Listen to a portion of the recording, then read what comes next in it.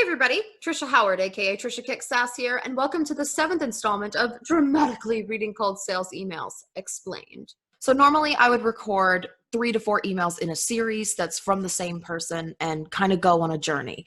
This time I'm going to read 2 different emails from 2 different people. I have gotten so many of these lately that look almost exactly the same. Because these emails were so similar, instead of breaking down each one separately, I'm going to play both of them and then give my feedback at the end. And this one's going to be a rant, y'all. So I'm calling this one the super obvious bot. Hello. I hope you are doing great. We offer website designing, development, ampersand, e-commerce website within very short span of time at reasonable cost.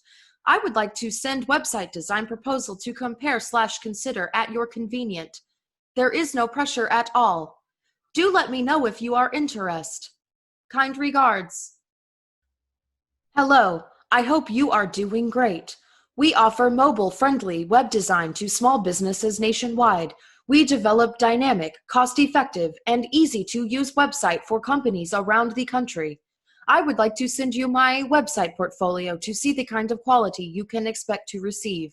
Do let me know if you are interested. Kind regards. I have gotten some iteration of those 2 different emails from different people. I just counted 52 times in the last month. So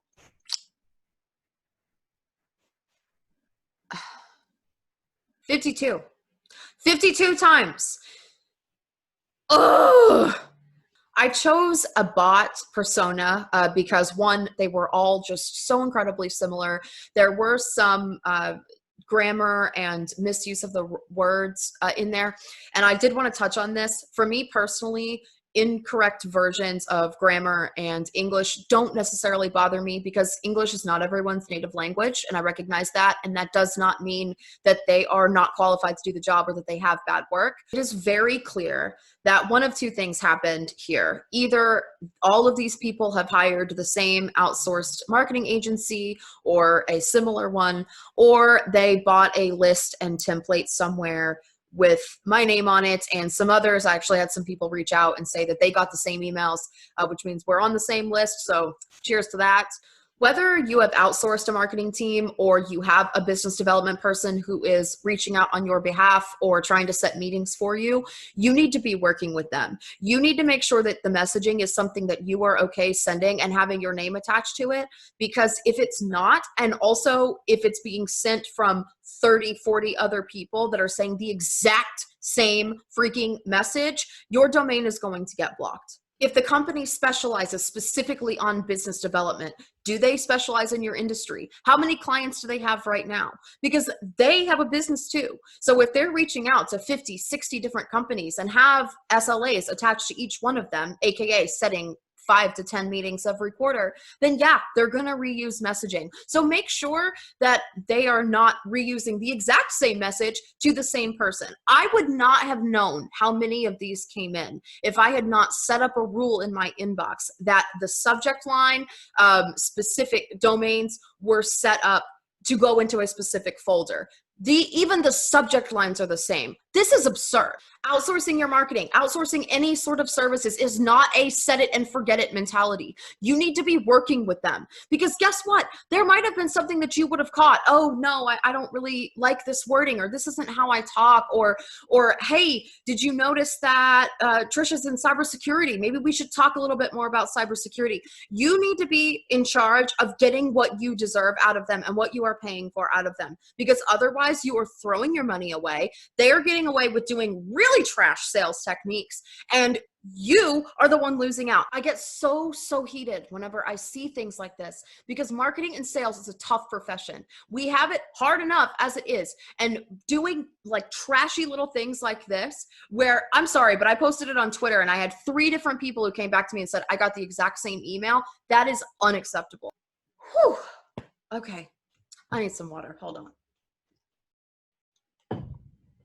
Now, on the messaging specifically, we have been over this a little bit, but just putting out a portfolio of your services, especially if you are an independent contractor, is not as necessarily effective because you don't know what their business problems are and you're not even pretending to try.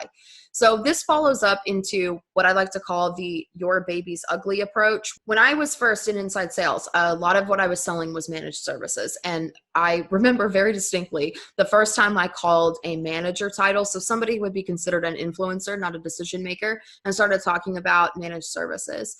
And he proceeded to berate me for the next half hour about how I was trying to take his job. And while that was not the case, and I did not see it that way, that's how it was being perceived. So this approach of your website needs help, you need to have things redesigned. You don't know who you're reaching out to, meaning they might have designed it. They might have chosen the person who designed it. You're telling them that their decisions or their acumen is not good, and it does not bode well. Me personally, I am an influencer in this regard. So I find things and then I take them to my boss, who is the decision maker, if I think that something is valuable. And I do that, and I do take meetings. However, if you say something that is going to potentially make me look bad to my boss, why would I do that? So asking questions instead of saying, here, I'll send you a portfolio design, or here, your website sucks and you need all the help you can get, which is just not true most of the time. It's not an effective technique. In closing, there's nothing necessarily wrong with outsourcing a marketing agency. There are some legitimate business reasons to do that. However, if you're going to do it, you need to be working with them. So if you set one meeting, but 50 companies that have potentially have good business for you get your domain blocked, your ROI really isn't there. So when you're talking to an outsourced marketing agency, you need to ask not only things about how many meetings are being set, but you need to ask about attrition rate, how many of those candidates actually show up.